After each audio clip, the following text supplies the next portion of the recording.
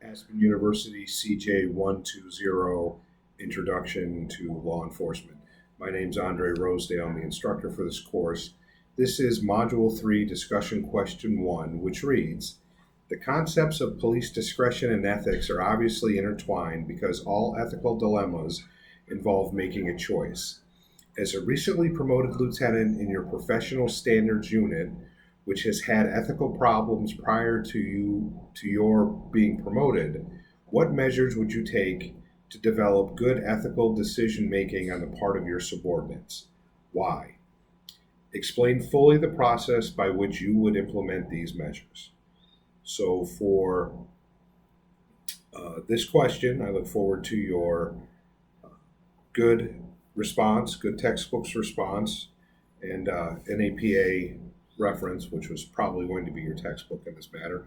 If not, maybe something that helped develop some kind of scholarly resource that helps you develop um, your response to this. Let's talk about ethics. Let's talk about discretion in criminal justice 110, Introduction to Criminal Justice, CJ110. We talk about this, and in ethics as well. In CJ100, we talk about this. But let's talk about this. Where are you going to get this from? I worked for a department of 94 sworn personnel, and there were all types of characters there. And to include guys that wanted to be police officers to help people, guys that wanted to be police officers because they didn't want to do anything else, because police work can be as much as you want it to be or as little as you want it to be. And at the same time, apologize, I keep losing light here. And at the same time, there was low level corruption and high level corruption that I witnessed in my 23 years as a police officer. One of them being, I would do a lot of motor vehicle, and oftentimes I would run into delivery guys that hadn't paid their registration or didn't have insurance or had bad licenses, suspended licenses.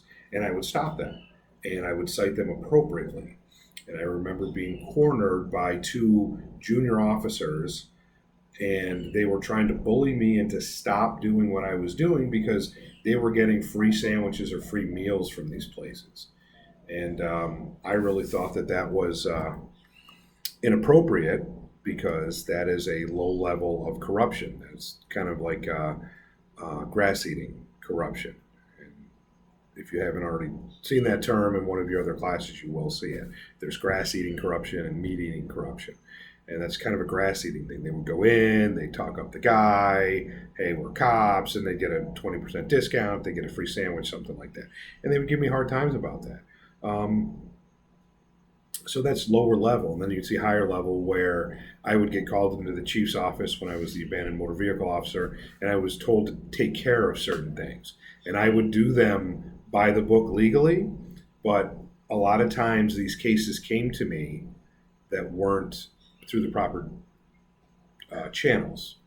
And that was a kind of a different level of corruption where a business owner was asking the chief to help him out in kind of a different way than, would have normally occurred for the average citizen. So how would I deal with making sure my professional standards unit had the proper guys and the proper personnel? I would find officers that subscribed the same way that I did in work in order to get the standard that I wanted. Basically, I would clean house. I would find what officers were causing the problems, what officers were not ethical, and I would release them back to either patrol or other opportunities the department may have. And me coming into it, if you treat yourself ethically and you do things black and white, um, you will eventually see people see that and they notice it and they stay away from you. They stay away from making you do things that don't seem ethical, or they stay away from um, involving you in that. I just watched for probably the umpteenth time Batman Begins with Christian Bale and Lieutenant Gordon, Sergeant Gordon at the time in the movie, has a partner who's corrupt. And